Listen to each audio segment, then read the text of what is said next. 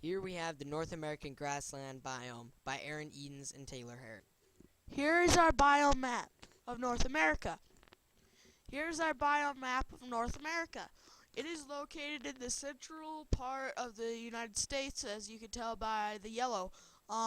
Covers up into some of Canada, Alberta, and so that's all. Our most common plant of the North American grasslands is the blue stem grass.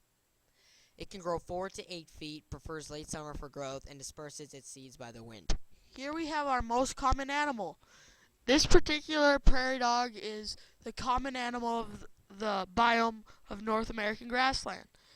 These animals weigh 1 to 3.5 pounds. The black-tailed prairie dog is about extinct, but the red-tail is doing just great. Here we have our abiotic factors. Average precipitation is 250 millimeters per year. Average temperature is negative 20 to 30 degrees Celsius. The biome usually gets its rain about late spring and early summer. It has some of the richest soil. Our endangered species is the black-tailed prairie dog. The black-tailed prairie dog is near the hundreds in population. It is not threatened, but is getting pretty darn close. Looks like a normal prairie dog, but has black on it. So here we have our 5 producers. We have the prairie grass, the turkey's foot, the buffalo grass, and the Canadian wild rye, and the blue stem grass. This is the Canadian wild rye. It can be found in the woodland areas, but most commonly found on the prairie. It grows in bunches and has its seeds on the top of it. Can be used as grain and is really fun to play with.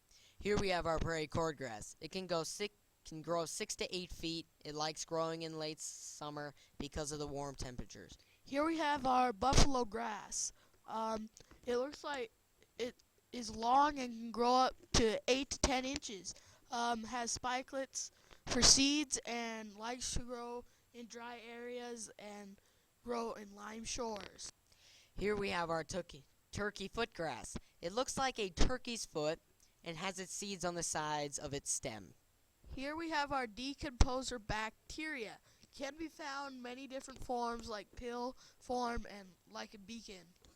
Here we have our consumers. There is the coyote, prairie dog, swift fox, bobcat, bald eagle, and the badger. Here we have our coyote. Males usually weigh 18 to 44 pounds. Females normally weigh 7 to 18 pounds. Their tail can be 11 to 16 inches long. Their fur changes colors throughout the year. Here we have our swift fox. It can reach speeds of 25 miles per hour, likes to hunt in the evening, and loves to eat mice. Here we have our badger. Has really sharp claws. Average weight is 9 to 27 pounds. Males are usually 21 to 29 inches long.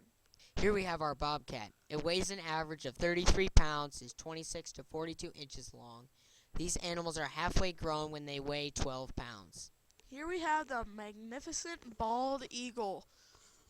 They could weigh 8 to 12 pounds. Their foot span can get up to 7 feet wide.